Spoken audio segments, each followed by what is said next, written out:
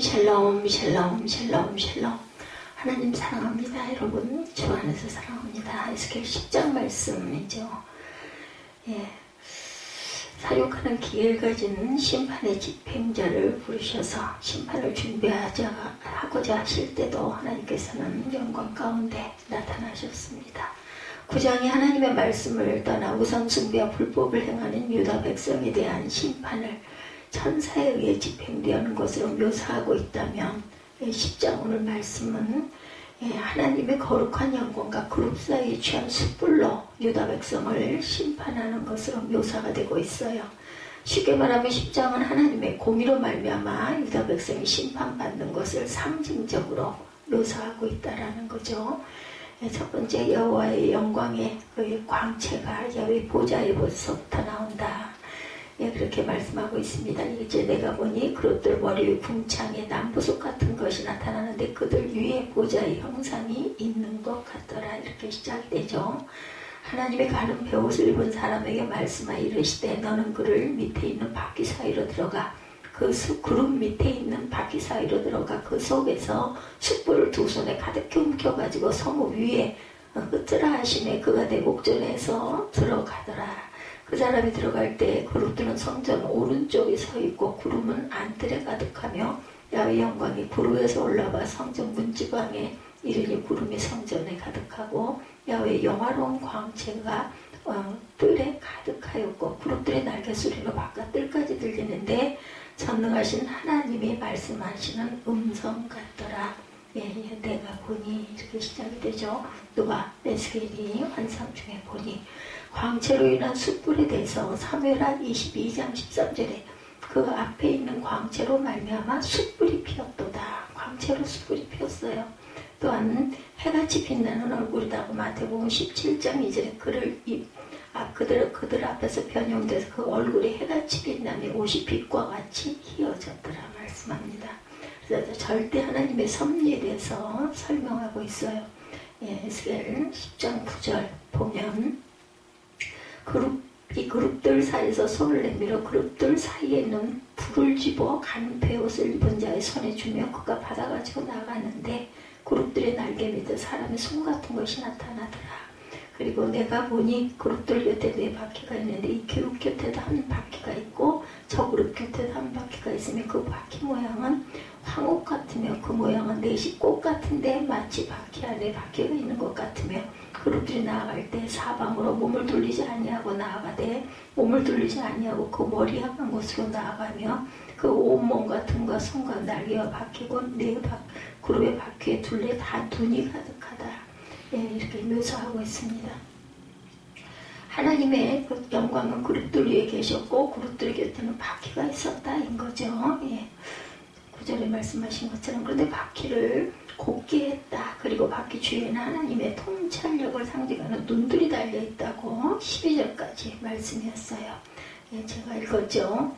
그래서 12절 그 온몸과 등과 손과 날개와 바퀴고 네 그룹의 바퀴에 둘레 눈이 가득하더라. 이렇게 볼 때 심판의 주로 나타나신 하나님의 섭리는 불변하고 오류가 없는 절대적인 것이다. 그래서 본문에 언급되어 있는 상징적 묘사들은 그러한 의미를 분명하게 증거해주고 있습니다. 말씀하신 바를 이루신다고 민수기 23장 19절에 하나님은 사람이 아니시니 거짓말을 하지 아니하시고 또한 인생이 아니시니 후회가 없으시도다. 어찌 그 말씀하신 바를 행하지 않으시며 하신 말씀을 실행하지 않겠느냐. 야훼의 열심히 이루심 이사야 37장 32절에 남은 자가 예루살렘에서 나오며 피하는 자가 시온산에서 나올 것이니라. 망군이 야훼의 열심히 일을 이루시리로다. 이렇게 말씀합니다. 이사야 37장 12절 그룹들에 대한 설명이 나와 있죠. 하나님의 영광을 모시고 있는 하나님의 영광의 숫자들은 네 개의 얼굴을 갖고 있다. 첫째 얼굴은 황소, 둘째 얼굴은 사람, 셋째는 사자이고 넷째는 독수리이고 이것은 각기 충성, 지혜, 통치권, 민첩함을 상징하는 것으로 하나님의 속성을 나타내주고 있다는 거예요. 첫째 얼굴은 황소, 둘째 얼굴은 사람, 셋째는 사자, 넷째는 독수리. 이것이 바로 하나님의 그 형상, 하나님의 품성을 나타내주고 있다. 속죄소의 그룹들이라고 출애굽기 25장 18절에 금으로 그룹들을 속죄소 두 끝에 쳐서 만들되 한 그룹은 이 끝에 또 한 그룹은 저 끝에 그 속죄소 두 끝에 속죄소와 한 덩이로 연결할지며 20절에 그룹들은 그 날개를 높이 펴서 날개를 속죄소로 덮으며 그 얼굴을 서로 대하여 속죄소를 향하게 하고 속죄소를 궤 위에 얹고 내가 4개 줄 증거판을 궤 속에 넣어라 이렇게 말씀하고 있습니다. 출애굽기 25장 18절에서 21절까지 내용이었어요. 그룹 사이에 계신 만군의 야훼 사무엘상 4장 4절에 이 백성이 실로에 사람을 보내어 그룹 사이에 계신 만군의 야훼의 언약궤를 거기서 가져왔고 엘리의 두 아들 홈리와 비느하스는 하나님의 언약궤와 함께 거기 있더라. 그래서 불심판이 일어날 것이라고 얘기하고 있죠. 예, 그룹들이 올라가니 그들은 내가 그발 강가에서 보던 생물들이다 이렇게 얘기하고 있습니다. 또한 16절에 보면 그룹들이 나아갈 때 바퀴도 곁에서 나아가고 그룹들이 날개를 들고 땅에서 올라가려 할 때도 바퀴가 그 곁을 떠나지 아니하며 그들이 서면 이들도 서고 그들이 올라가면 이들도 함께 올라간 이는 생물의 영이 바퀴 가운데 있다. 야훼의 영광이 성전 문지방을 떠나 그룹들 위에 머무르니 그룹들 날개를 들고 내 눈앞에 땅에서 올라가는데 그들이 나아갈 때 바퀴도 그 곁에서 함께하더라. 그들이 야훼의 전으로 들어가는 동문에 머물고 이스라엘 하나님의 영광이 그 위에 덮였더라. 19절이죠. 그것은 내가 그발 강가에서 보던 이스라엘 하나님 아래 있던 생물이라 그들이 그룹인 줄을 내가 아니라 각기 내 얼굴과 내 날개가 있으며 날개 밑에는 사람의 손 형상이 있으니 그 얼굴의 형상은 내가 그발 강가에서 보던 얼굴이고 그 모양과 몸도 그러하며 각기 곧게 앞으로 가더라. 22절의 말씀이죠. 그래서 불심판에 대해서 그룹들 곁에 있는 바퀴들 사이에 맹렬히 타는 불이 있었다. 그리고 그 속에는 불꽃을 일으키는 숯불이 있더라. 여기 숯불은 하나님의 공의와 공의에 의한 하나님의 진노의 심판을 상징합니다. 불은 사울을 태워 소멸하는 힘을 가지고 사물을 태워 소멸하는 힘을 가지고 있기 때문에 하나님의 공의로운 심판을 나타내는데 종종 사용합니다. 특히 숯불은 무엇을 정결하기 위해서 태우는 것으로 자주 사용이 되죠. 이사야 6장 7, 8절, 히브리서 10장 29절, 유다 1장 7절입니다. 야훼의 그 외에 나눈 숯불, 야훼의 터에서 나오는 숯불이 숯이 핀 그의 코끝에서 연기가 오르고 입에서 불이 나와 사금이여 그 불에 숯이 핀도다. 사무엘하 22장 9절입니다. 숯불 모양의 생물 에스겔 1장 13절에 생물들의 모양은 타는 숯불과 횃불 모양 같은데 그 불이 그 생물 사이에서 오르락 내리락 하며 그 불은 광채가 있고 그 가운데 번개가 나며 에스겔 1장 14절에도 그 생물들은 번개 모양 같은 형태다 이렇게 증거합니다. 성읍 위에서 흩어놓으셨어요. 하나님께서 가는 베옷 입은 사람에게 명령해서 그룹 및 바퀴 사이에 있는 불 속에서 숯불을 쥐어 그것을 가득히 움켜쥐고 예루살렘 성읍으로 가서 예루살렘 성읍 위에 흩어놓도록 했다. 여기서 가는 베옷 입은 사람은 에스겔 9장에서 살육하는 기계를 가지고 하나님의 심판을 집행한 천사와 동일시될 수 있는 하나님의 심판의 집행자다. 그리고 숯불은 예루살렘 성읍에 흩었다는 것은 예루살렘 성읍이 하나님의 심판을 받아서 불에 타는 가운데 멸망당할 것을 의미합니다. 실제 예루살렘 성은 바벨론 군대에 의해 불에 타고 그 거민들은 살육을 당했어요. 이런 게 25장 9절, 또한 25장 18절에서 21절까지 증거합니다. 이런 게 25장 18절, 시위대장이 대제사장 스라와 부제사장 스바나와 성전 문지기 세 사람을 사로잡고 성중에서 사람을 사로잡았으니 곧 군사를 거느린 네시 한 사람과 온 성중에서 만난 바 왕의 시종 5사람과 백성을 징집하는 장관의 서기관 한 사람과 또한 성중에서 만난 바 백성 60명이라 시위대장 느부사라단이 그들을 사로잡아가지고 바빌론 왕에게 나아가며 바빌론 왕이 하맛 왕 림나에게 다 쳐주겠더라. 이와 같이 유다가 사로잡혀 본토에서 떠났더라 이렇게 말하죠. 유다 지도자 그달랴에 대해서도 소돔과 고모라 위에 떨어진 그런 유황불에 대해서 창세기 19장 24절에 야훼께서 하늘곧 야훼께로부터 유황과 불을 소돔과 고모라에 비같이 내리셨죠. 그 성읍과 온들과 성에 거주한 모든 백성이 땅에 날 것을 다 엎어 멸하셨더라. 머리 위에 숯불을 핍니다. 로마서 12장 20절에 내 원수가 줄이거든 먹이고 목마르거든 마시게 해라. 그리하면 내가 숯불을 그 머리에 쌓아 놓으리라. 악에게 지지 말고 뭘로? 손으로 악을 이기라 말씀합니다. 이게 여기서 말씀하시는 교훈, 우리는 하나님을 사랑을 하나님이라고만 생각하려고 합니다. 사랑의 하나님. 그러나 날마다의 범죄 속에 하나님은 우리를 용서해 주실 것이고 그 생각 가운데 위안을 얻을 수 있기 때문이나 날마다 조금씩이라도 그리스도의 모습으로 변화되지 않는 가운데 그렇게 생각한다면 그 생각은 우리를 어디로? 파멸로 이끌어갈 것이다. 하나님은 죄 가운데 거하고 하나님께로 돌아가는 자는 벌하시고 공의의 하나님이시기도 하다라는 것. 우리는 자기를 속이지 말고 하나님의 공의의 하나님이심을 깨달아서 입으로만 믿지 말고 행동으로 의를 나타내는 하나님의 공의를 만족시켜 드림으로 하나님의 공의의 심판을 받지 않도록 우리는 해야 되겠다.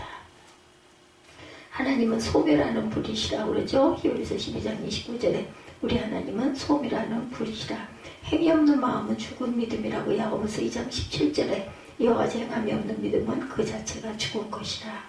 영광이 떠나요 성소에서 올라가시죠. 이스라엘 가운데 거하신 하나님은 성소 내에 발현된 지성소에 거하셨어요. 따라서 하나님의 영광이 지성소에서 올라가셨다는 것은 하나님이 이스라엘 백성으로부터 떠나가셨음을 의미합니다.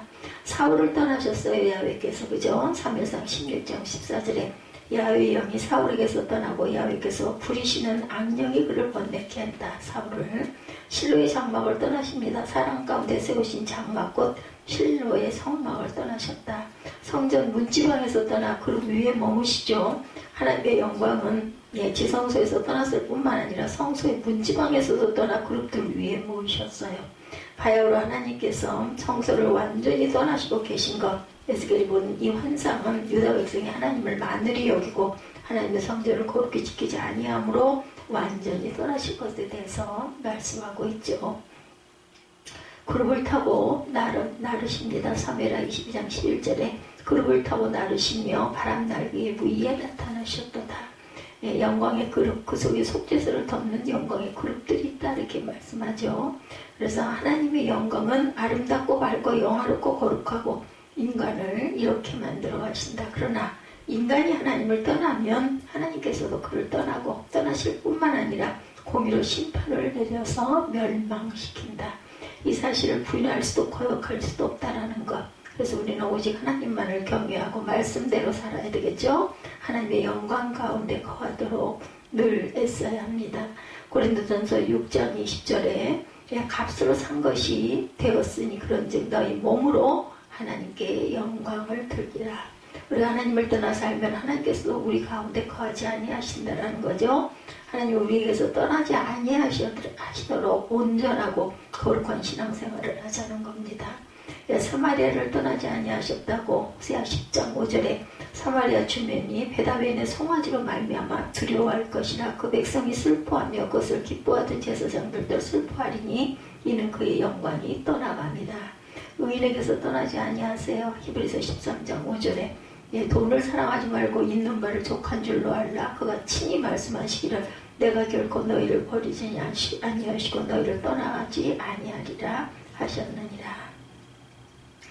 하나님의 주권에 대해서 여러분들 어느 정도 생각하십니까? 한 나라의 대통령의 주권은 어느 정도인지 여러분들 아십니까? 독재가 아니라 할지라도 한 나라의 대통령 주권은 막강하죠. 그러나 아무리 대통령 주권이 막강하다 할지라도 하나님의 주권에 비교할 수가 있겠는가? 사무엘 2장 6절에 사무엘상 2장 6절에 야훼는 죽이기도 하시고 살리기도 하시고 음부에 내리기도 하시고 올라가기도 하시니라. 모든 것을 하나님께서 주장하시고 주관하시죠. 하나님의 주권은 사람을 죽이기도 살리기도 자신의 성전도 버리시기도 하시고 또한 지으시기도 하시는 분. 이런 하나님의 주권은 반드시 하나님의 공의로 행하여 진다라는 것. 하나님의 공의의 잣대가 무엇이에요? 여러분 거룩함입니다. 거룩하지 아니하면 성전도 인간도 버려버리고 하나님이라는 그런 무서운 오묘한 하나님이라는 것을 우리가 잊지 말아야 되겠다. 예, 에스겔 8, 9장에서 예루살렘 모습을 보았듯이 예루살렘에 버림을 당할 수밖에 없는 모습, 하나님의 공의로 볼 때 예루살렘은 더럽기 짝이 없는 그런 모습이었다. 이 더러운 모습으로는 더 이상 하나님을 섬길 수가 없다. 그렇게 회개를 촉구해도 외면한 그들에게 이제 성전을 오죽이나 하면 하나님께서 떠나실 수밖에 없었다는 것. 오늘날도 하나님의 영이 성전을 떠나고 있고 성도들에게서 떠나가 있다는 것을 우리가 깨달아야 되겠다라는 것. 왜 성령께서 떠나실 수밖에 없어요? 거룩하지 못하기 때문이다. 더러운 우리들이 무엇으로 거룩한 자가 될 수 있어요? 그리스도의 피로, 네, 그 안에서 우리가 거룩해진다라는 것. 다른 방법은 절대 없습니다. 오직 예수 그리스도의 피로만이 거룩해질 수 있다. 히브리서 10장 10절에 이 뜻을 쫓아 예수 그리스도의 몸을 단번에 들으심으로 말미암아 우리가 거룩함을 얻었도다. 오늘날 이 시대에 교회를 다니고 예수를 믿는다는 자들의 모습 속에서 거룩함을 찾아볼 수가 없는 시대가 자꾸 되어가고 있습니다. 이것은 곧 성령이 교회에서 성도들에게서 떠나고 있다는 증거라는 것.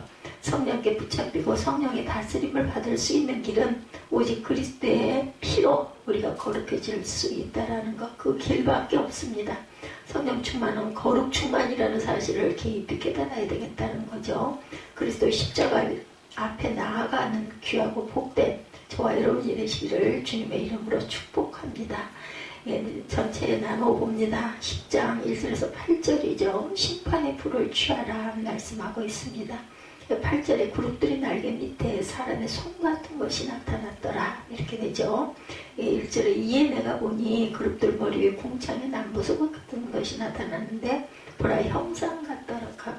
보좌 형상 같더라.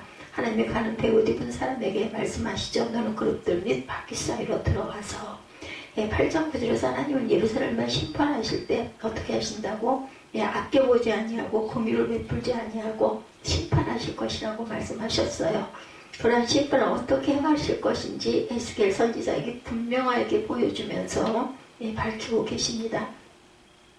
예루살렘의 마지막 날은 불로 심판을 받게 될 것이다. 이것은 그 세상의 마지막 날도 예루살렘처럼 불심판을 받게 당할 될 거라는 거죠. 베드로후서 3장 12절에 하나님의 날이 임하기를 바라보고 간절히 사모하라. 그날에 하늘이 불에 타서 흩어지고 물질이 뜨거운 불에 녹아지거니와 이렇게 말씀합니다. 본문에도 그룹이라는 단어가 23번이나 나옵니다. 그룹들은 곧 천사들이죠.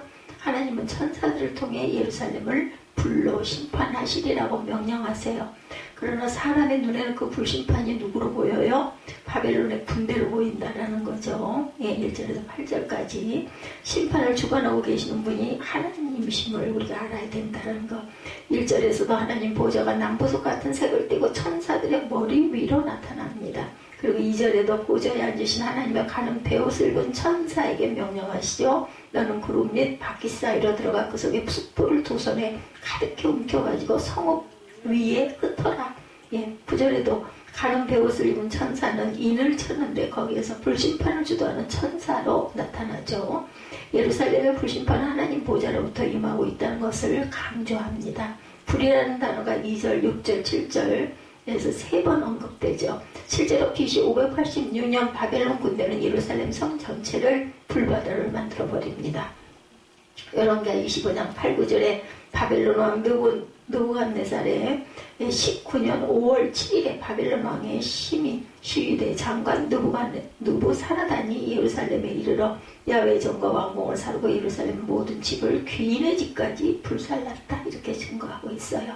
가는 베옷을 입은 천사가 불을 가지러 들어간 동안 3, 4절을 보면 천사가 심판의 불을 가지고 가는 동안에 하나님의 영광이 예루살렘 성전에서 떠나고 있다라는 것. 4절도 또한 하나님의 영광이 성전 문지방에 임하고 구름의 성전에 가득하며 하나님의 영화로운 광채가 뜰에 가득했다. 3절에도 천사들은 성전 우편에 섰고 구름의 안뜰에 가득했다. 이 구름은 곧 하나님의 영광이죠. 하나님의 영광은 지성소에 있어야 합니다. 그런데 그 영광이 지금 성전 문지방을 통해 하나님의 영화로운 광채가 가득했던 그것들이 성전 뜰에 거하고 있다는 것. 에스겔 선지자는 하나님의 성전을 떠나려는 모습을 지금 보고 있는 것입니다. 이제 하나님의 영광이 떠나면 예루살렘은 뭘로? 불바다로 심판을 받게 될 것이라는 거죠. 예, 여러분들에게 하나님의 영광이 있습니까? 하나님의 영광은 곧 빛입니다. 예, 그 빛이 이 세상에 육의 몸을 입고 오신 거예요. 그럼에도 사람들은 그 빛을 몰랐다. 그럼에도 불구하고 요한복음 1.5절에서 8절에 빛이 어두움에 빛이 되어 어두움이 깨달지 못하더라. 하나님께서 보내심을 받은 사람이 낳은 이름은 요한이라. 예, 저가 증거하러 왔으니 곧 빛에 대하여 증거하고 모든 사람으로 자기를 인하여 믿게 하려 함이라. 그는 이 빛이 아니요 이 빛에 대하여 증거하는 자라. 빛 자체가 아니라 빛을 증거하러 온 자라. 네. 이 빛이 누구예요? 그리스도세요. 네, 다시 말해서 하나님의 영광의 빛이 예수 그리스도이시라는 것. 믿음의 사람들이 하나님의 영광을 위해 살기를 원하고 있다라고. 다시 말해서 하나님의 영광의 빛이 그리스도이신데 그 영광을 위해 사는 것이 예수 그리스도를 위해 사는 것이다. 예수님은 스스로 세상의 빛이다. 요한복음 8장 12절에 말씀하시죠. 우리에게도 세상의 빛이 되라고 마태복음 5장 14절에서 증거합니다. 우리 스스로 거룩해 질 수 없듯이 우리 스스로 빛되게 살 수 없어요. 어떻게? 오직 빛이 되신 예수 안에서 우리가 들어갈 때 빛이 될 수 있다는 것을 우리가 잊지 마십시다. 요한복음 15장 4절에서 5절입니다. 내 안에 거하라. 나도 너희 안에 거하리라. 가지가 포도나무에 붙어있지 아니하면 절로 과실을 맺을 수 없음같이 너희도 내 안에 있지 아니하면 그러하리라. 나는 포도나무여 너희는 가지니 저가 내 안에 내가 저 안에 있으면 이 사람은 과실을 많이 맺나니 나를 떠나서는 너희가 아무것도 할 수 없습니다. 이스라엘 백성들이 하나님의 불심판을 받을 수밖에 없는 것, 그들이 하나님의 영광의 빛 안에 거하기를 뿌리쳤기 때문에 그들은 불심판을 받을 수밖에 없었어요. 이것은 곧 오늘날도 하나님의 영광으로 오시는 예수 안에 거하지 아니하면 불심판을 받을 수밖에 없다는 것이죠. 예, 하나님의 영광 가운데 이 땅에 예수가 오셨어요. 요한복음 1장 14절에 말씀이 육신이 되어 우리 가운데 거하심에 우리가 그 영광을 보니 아버지의 독생자의 영광이요 은혜와 진리가 충만하더라. 제가 이 말씀 구절을 보면서 은혜와 진리 교회가 이 은혜 속에서 그 교회를 세우시고 이름을 은혜와 진리 교회라고 하셨구나 하는 생각이 들더라고요. 여러분에게 대한 이 영광이 있으십니까? 예수 신앙이 있는가 하는 말입니다. 자, 항상 오직 예수, 그냥 좋은 말이어서 외치는 것이 아니라 오직 예수밖에 없다라는 고백이죠. 할 것이 없어서 인터넷을 통해 하루 종일 오직 예수를 전하겠는가. 다 그 영광에 오직 예수의 은혜가 임했기 때문에 고백하죠. 오직 예수 신앙, 마지막 때 얼마나 중요한 말씀인지 우리가 잊지 마십시다. 기독교 신앙의 최고의 보루이고 최고의 정상의 자리는 오직 예수라는 것, 오직 예수입니다.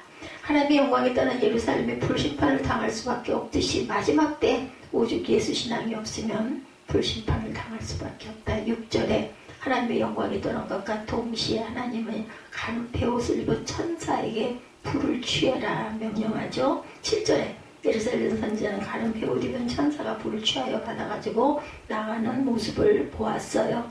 하나님이 가는 베옷 입은 자에게 명령하기를 바퀴 사이 그룹들 사이에서 불 가져가라 하셨으므로 그가 들어가 바퀴 옆에 섬에 7절에 그 그룹이 그룹들 사이에서 손을 내밀어 그 그룹들 사이에 있는 불을 집어 가는 베옷 입은 자의 손에 주며 그가 받아가지고 나가는데 그룹들의 날개 밑에 사람의 손 같은 것이 나타나더라. 내가 보니 그룹들 곁에 네 바퀴가 있는데 이 그룹 곁에도 한 바퀴가 있고 저 그룹 곁에도 한 바퀴가 있으며 그 바퀴 모양은 황옥 같으며 그 모양은 넷이 꼭 같은데 마치 바퀴 안에 바퀴가 있는 것 같으며 그룹들이 나아갈 때는 사방으로 몸을 돌리지 아니하고 나아가되 몸을 돌리지 아니하고 그 머리 향한 곳으로 나아갔다.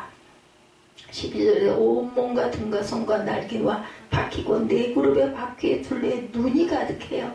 내가 들으니 그 바퀴들을 도는 것이라 부르며 그룹들에게 각힌 네 면이 있는데 첫째 면은 그룹의 얼굴, 둘째 면은 사람의 얼굴, 셋째는 사자의 얼굴, 넷째는 독수리의 얼굴이더라. 그리고 그룹들이 올라가죠. 그들은 내가 그 발 강가에서 보던 생물이라. 그룹이 나아갈 때 바퀴도 그 곁에서 나아가고 그 그룹들이 날개를 들고 땅에서 올라가려 할 때에도 바퀴가 그 곁을 떠나지 아니하며 그들이 서면 이들도 서고 그들이 올라가면 그들도 함께 올라가니 이는 생물의 영이 바퀴 가운데 있음이더라. 야훼 영광인 성전 문지방을 떠나 그룹들 위에 머물렀다. 이렇게 말씀합니다. 하나님의 영광이 내 안에, 우리 교회 안에, 우리 민족 안에 있는 한 하나님은 절대로 우리를 지켜주실 것이라는 것. 그 영광이 없다면 아껴보지도 않고 긍휼을 베푸지도 않고 결국은 심판하실 것이라. 그 영광이 무엇이라고요? 그리스도의 안에 거하는 것이다. 그것은 곧 우리가 부르짖고 있는 오직 예수이죠.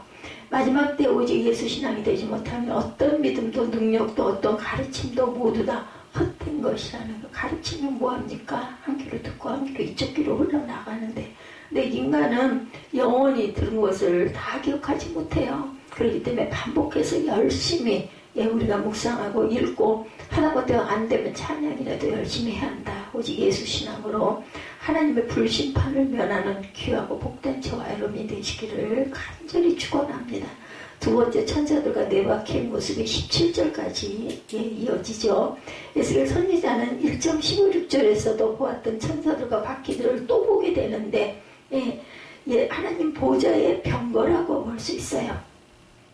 천사들과 바퀴들은 하나님의 도구로 도구로 사용이 되고, 또한 먼저 네 바퀴는 네 가지를 살펴보면 첫째 모양, 90절을 보면 천사들 곁에 있는 네 바퀴 모양이 언급되고, 네 개의 바퀴는 같은 모양으로 모에 쌓여의 색깔이에요. 무슨 색깔? 황옥 색깔. 바퀴 안에 바퀴가 들어있는 것 같은 특이한 구조를 가지고 있다. 1장에서 우리가 봤듯이 하나님의 도구로 사용되는 자들은 온 마음과 또한 한 마음과 한 뜻을 가지고 섬겨요 하고 사용되어야 한다는 것. 둘째로 움직임이죠. 11절에 천사들과 바퀴들의 움직임을 말씀합니다. 스스로 가지 않고 오직 머리 향한 곳을 향했다. 이 말씀 또한 하나님의 도구는 하나님이 인도하는 대로 순종해야 한다.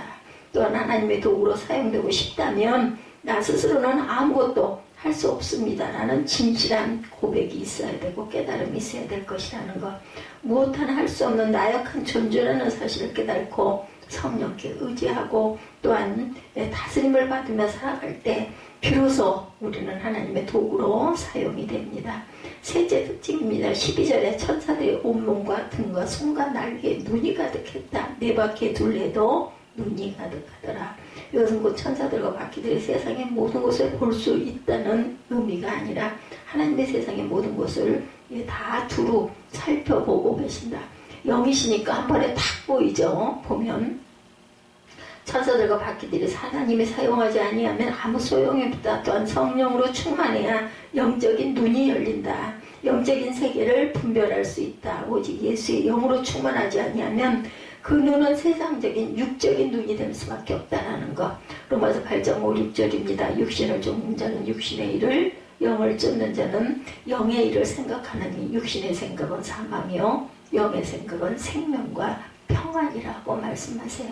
내 안에 평안이 사라졌어요. 그러면 내가 육신의 일을 쫓고 있구나 이렇게 생각하면 됩니다. 영의 눈이 열리지 않는 한 사람은 어쩔 수 없이 육적인 눈으로 보고 살아가기 때문에 육의 눈으로 보고 판단하고 살아갈 수밖에 없기 때문에 육에 이제 더 깊은 관심을 두고 살아갑니다. 시편 119편 18절에 내 눈을 열어 주의 법에 기이한 것을 보게 하소서. 이렇게 왜 고백을 하겠습니까? 깨달은 자가 고백을 하죠. 영의 눈을 가진 자만이 하나님의 도구가 될 수 있다는 것을 우리가 잊지 말아야 되겠다. 넷째 13절에 나오죠. 도는 것이라는 명칭이 나옵니다. 곧 움직임을 의미하겠죠. 네 바퀴는 가만히 있는 것이 아니라 계속해서 움직이는 기능을 가지고 있다. 하나님의 영광은 이제 도는 것을 타고 예루살렘 성전을 떠나려는 모습입니다. 네 바퀴는 가만히 있는 것이 아니라 계속해서 움직이죠. 그 영광을 내 안에 모시고 계속해서 움직이는 그러한 도구가 되어야 할 것이다. 그 영이 내 안에서 나를 움직여 주셔야 내가 무엇이든 할 수가 있다는 거죠. 하나님의 영광이 예수 그리스도시라는 것. 그러므로 내 안에 예수를 모시고 날마다 생각하고 행동한다면 내 안에서 네 바퀴가 도는 것과 같은 것을 우리가 깨닫고 느끼고 행하고 할 수 있다라는 거. 우리 육체도 움직이면 움직이질 않으면 관절이 이상해하고 몸 전체 이상해오죠. 내 영도 날마다 오직 예수 신앙으로 움직이고 살아가야만이 건강한 그리스도인이 될 수 있다라는 것. 네 바퀴의 모습을 보여준 에스겔 선지자는 이제 천사들의 모습을 봅니다. 14절부터 17절까지 세 가지로 나오죠. 첫째 얼굴 모양. 14절에 천사들의 얼굴이 우리처럼 내면을 가지고 있는데, 첫면은 천사의 얼굴, 둘째는 사람의 얼굴, 셋째는 사자의 얼굴, 넷째는 독수리의 얼굴이다. 에스겔 1장에서 그발강가에 처음 이상을 보았을 때 천사들의 모습과 다른 점이 한 가지라는 사실. 에스겔 1장 10절입니다. 그 얼굴들의 모양은 넷의 앞에 사람의 얼굴이요, 또한 넷의 우편은 사자의 얼굴이요, 또한 넷의 좌편은 소의 얼굴이고 넷의 뒤는 독수리의 얼굴이다, 이렇게 얘기했어요. 다른 한 가지는 소의 얼굴 대신에 그룹으로 바뀌었습니다. 그러나 그 천사들은 에스겔이 그발강가에서 본 천사들이라고 성경이 증거하고 있어요. 15절에 15절 다시 보죠. 그들이 올라가니, 그룹들이 올라가니 그들은 내가 그발강가에서 보았던 생물이라. 그죠? 둘째면은 사람의 얼굴. 사람은 하나님의 지으신 피조물 중에 가장 지혜로운 자로 만들었죠. 그러므로 천사는 지혜로움을 의미하고, 또한 하나님을 섬기는 자들은 지혜로워야 한다. 사람이 지혜롭다는 것이 무엇을 의미해야 고무장하고 돈 잘 벌고 세상에서 똑똑하게 살아가는 것은 그것이 지혜로운 것이 아니다. 잠언 9장 10절입니다. 야훼를 경외하는 것이 지혜의 근본이요 거룩하신 자를 아는 것이 명철이니라. 첫째면은 사자의 얼굴이었죠. 사자는 용맹성을 의미하므로 하나님의 심판이 무섭게 임할 것을 의미하는 것. 하나님을 섬기는 자들은 용맹해야 된다. 비굴하게 살지 않아야 합니다. 악한 세상 속에서 담대하고 당당하게 살아가야 합니다. 넷째면은 독수리죠. 독수리는 신속함, 하나님의 심판이 신속하게 임할 것이라. 그래서 10장 37절에 잠깐 보면 오시리가 오시리니 지체하지 아니하시리라. 세월이 너무 빠르게 지나가고 있어요. 일주일이 언제 갔는지, 한 달이 언제 어느새 그새, 그죠? 5월이 눈앞에 이게 다가와 있습니다. 23년도.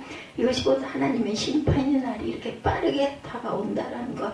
데살로니가전서 5장 2, 3절에 주의 날이 밤이 도적같이 이룰 줄을 너희 자신이 자세히 알미라. 저희가 평안하다라고 하죠. 안전하다. 그때 잉태된 여자에게 해상 고통 이름과 같이 멸망이 호련히 다가온다라는 것. 그리고 또한 결단코 피하지 못하리라. 두 번째 15절에서 천사들의 정체. 그들은 에스겔이 그발강가에서 본 천사들과 같다이죠. 소의 얼굴이 천사의 얼굴로 바뀌었지만 그발강가에서 본 천사들이라는 것입니다. 세 번째 천사들과 바퀴의 관계. 16, 7절에 천사들과 바퀴들이 하나로 움직인다는 것. 그리고 천사들이 움직이면 움직이고, 또한 서면 서고 올라가면 함께 올라간다. 이렇게 할 수밖에 없는 것은 하나님의 영이 그들을 다스리고 있기 때문이고, 그렇게 밖에 할 수가 없다. 성령의 역사는 하나 되게 하심입니다. 에베소서 4장 3, 4절에 평안에 매는 줄로 성령이 하나 되게 하신 것을 힘써 지키라. 몸이 하나요 성령이 하나이니 이와 같이 너희가 부르심에 한 소망 안에서 부르심을 입었느니라 말씀합니다. 우리 똑같이 한 소망 안에서 부르심을 입었어요. 담을 지어 분열시키는 것은 성령의 역사가 아니죠. 분열은 우리 교회가 안타깝게 곳곳에서 분열들이 일어난다고 하죠. 그것은 성령의 다스림을 받지 못하고 있다는 증거입니다.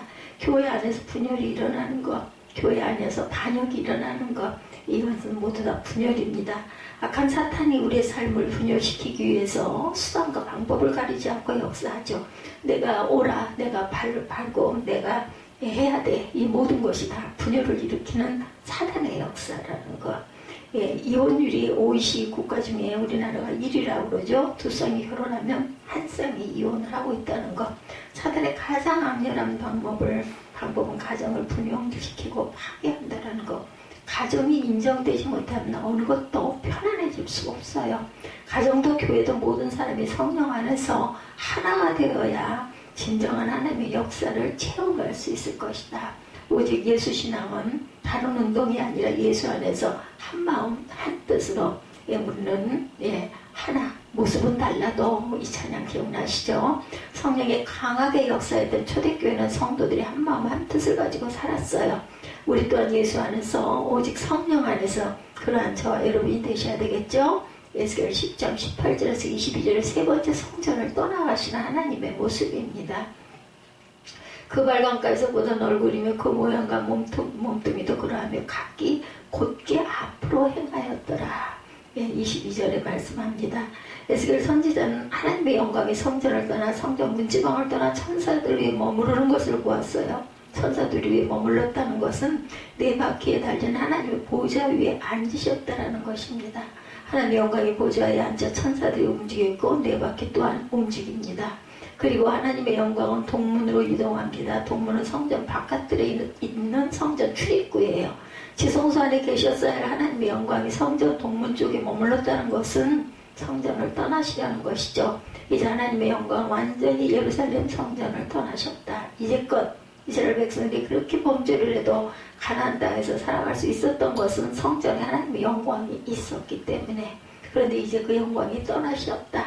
애굽에서 나온 연약한 백성들이 40년 동안 광야 생활을 할 때 이방의 세력들이 감히 이스라엘 백성을 넘보지 못하는 것은 하나님의 영광이 그들 가운데 계셨기 때문이죠. 이때까지 이스라엘의 보호자는 위대한 왕도 아니었고 위대한 선지자도 아니었어요. 하나님의 그들을 보호하고 계셨고 방패가 되시고 요새가 되시고 산성이 되셔서입니다. 시편 18편 1절에서 5절이죠. 나의 힘이 되신 야훼여 내가 주를 사랑하나이다.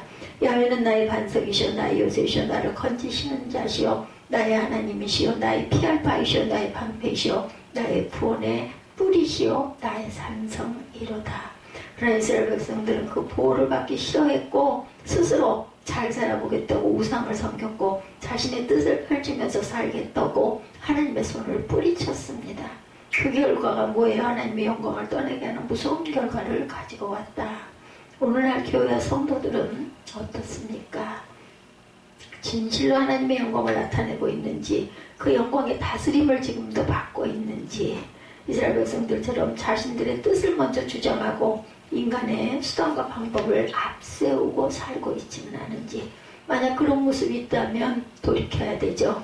몇 날 며칠이고 하나님 앞에 엎드려야 합니다. 그렇게 하지 아니하면 하나님의 영광은 영영이 떠나고 말 것이다. 하나님의 영광이 뭐라고요? 그리스도를 나타내는 것. 그것이 바로 하나님의 영광입니다. 교회들이 예수 그리스도를 나타내지 아니한다면 하나님의 영광은 계시지 않는 거예요. 성도가 오직 예수 신앙으로 살지 않고 내달라서 나대로 살 거야. 이것은 하나님의 영광이 떠난 사람입니다. 돌이켜야 되죠. 오늘 본문에 참으로 의미 깊은 말씀, 그것은 곧 하나님의 영광이 머물렀다는 것. 성전을 떠나시려고 하셨지만 무슨 미련이 계셨는지 잠깐 머물렀어요. 이것은 이스라엘 백성들에게 마지막 기회에 이러한 모습을 에스겔 선지자에게 보여주신 것은 하나님의 기쁘신 의도가 있기 때문이죠. 어떤 의도? 에스겔 선지자의 피 끓는 외침을 듣고 이제라도 회개하고 돌아오라고. 우리 그런 얘기 하잖아요. 발길이 떨어지지 않더라. 그죠? 하나님의 영광이 이렇게 안타까워하시는 거죠. 분명히 나중에 에스겔 선지자는 예언을 선포할 때 백성들 하나님의 영광이 성전을 떠나시려고 동문에 머물러 있다고 소리쳤을 것이에요. 지금 한국교회 성도들의 모습, 하나님의 영광이 성전을 떠나시려고 동쪽문에 머물러 있는 상태가 전 세계 교회의 모습들입니다. 빨리 오직 예수의 품으로 돌이켜야 되겠죠. 예루살렘처럼 그렇게 많은 시간이 남아있지가 않다. 더 이상 자신들의 수단과 방법을 앞세워서 하나님의 일을 하지 말아야 된다. 예수님은 그렇게 한 것은 모두 다 뭐라고요? 불법을 행하는 독사의 자식들이라고 그러죠. 마태복음 7장 22, 3절에 저희가 밝히 말하되 내가 너희를 도무지 알지 못하니 불법을 행하는 자들아 내게서 떠나가라 하시니라. 에스겔 선지자가 마지막 고백하죠. 20절에서 22절에 그 발광가에 보았던 내 생물들이 오늘 본 천사들과 같은 존재다. 또한 이것은 곧 자신의 사명이 하나님으로부터 확실히 왔다라는 것을 다시 밝히고 있습니다. 본 자만이 듣는 자들과 그 가운데 가득한 것을 지키는 자들이 복이 있다라고 말씀하죠. 본 자만이 들은 자만이 증거할 수 있다. 보지도 못하고 듣지도 못하면 뭘 전하겠어요. 계시록 1장 3절입니다. 이 예언의 말씀을 읽은 자와 듣는 자들과 그 가운데 기록한 것을 지키는 자들에게는 어때요?